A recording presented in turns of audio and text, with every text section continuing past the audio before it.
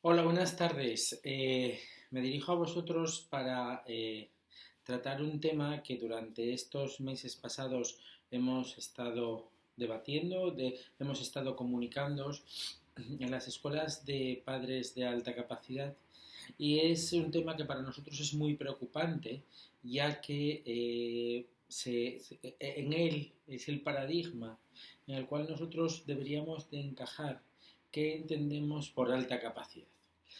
Veréis, mucho se habla y se ha hablado y se hablará sobre si alta capacidad sí, sobredotación no, alta capacidad sí, sobre la comorbilidad de los dos términos o sobre lo que puede significar cada uno de ellos. Bien, desde hace tiempo en el Centro de Acompañamiento Educativo Ayalga venimos intentando, en nuestra labor de difusión de lo que es la alta capacidad, plantearnos claramente una diferencia entre alta capacidad y sobredotación intelectual. Para ello nos vamos al modelo de Gagné, el modelo de François Gagné. François Gagné es un teórico, un psicólogo que trabaja en la Universidad de Toronto, profesor honorario de la Universidad de Toronto, y que nos propone un modelo muy cercano en el tiempo, el modelo del MDDT 2.0, que podéis ver a continuación, y en el cual se establecen tres pilares fundamentales.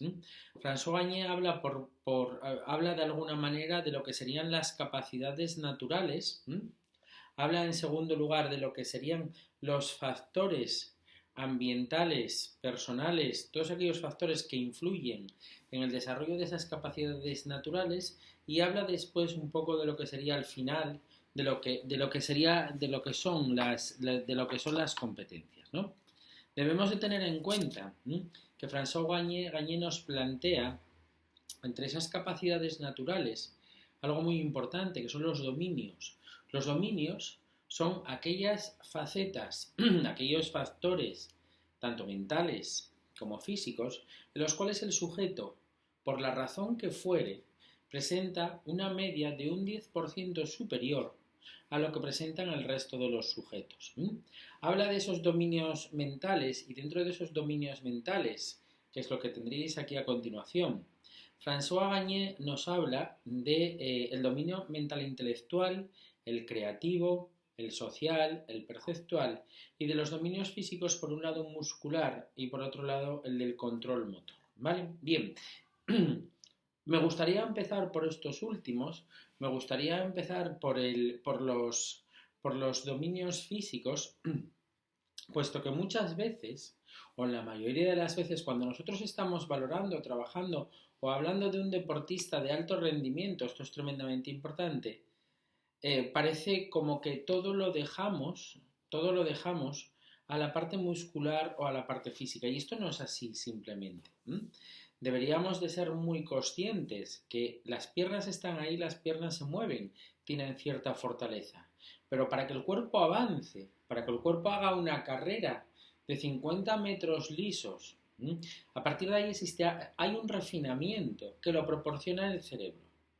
Por tanto, ese desarrollo físico, bien sea muscular, bien sea del control motor, también nosotros lo enmarcamos dentro de una alta capacidad, cuando lo que tenemos son aquellos cerebros que son capaces de controlar sus desplazamientos, de controlar el movimiento para poder hacer desplazarse un cuerpo, y con esto me refiero a cualquier tipo de ejercicio físico, en un 10% superior a los demás. Veréis, estos dominios para François Gagné son, en el aspecto mental, son cuatro. Dominio intelectual. Vale, estamos hablando de las inteligencias múltiples y no vamos a separar el modelo de François Gagné del modelo de las inteligencias múltiples. Todas aquellas aptitudes o dominios o campos de tipo intelectual en los cuales el sujeto se destaca por encima de los demás. Bien, otro dominio muy importante es el dominio creativo.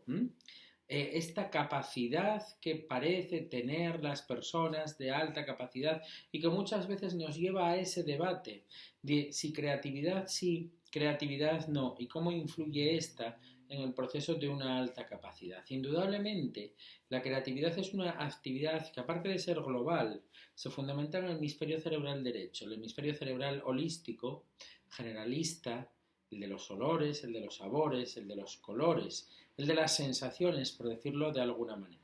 Es por tanto la creatividad, o se convierte por tanto la creatividad en una forma de medir realmente lo que significa ese desarrollo del hemisferio cerebral derecho. Bien, otro dominio, indudablemente, es el dominio social. Lo que tiene que ver con la relación con los demás, lo que tiene que ver con la capacidad de persuasión con los demás. Y por último, el perceptual. Cuando hablamos de la visión, cuando hablamos del tacto, cuando hablamos del gusto, cuando hablamos de la parte de la propiocepción.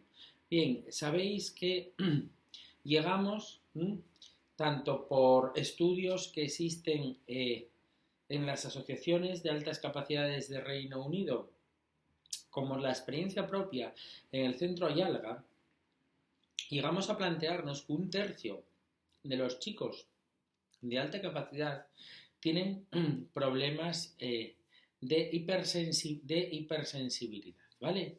No estamos hablando de hiposensibilidad, sino de hipersensibilidad.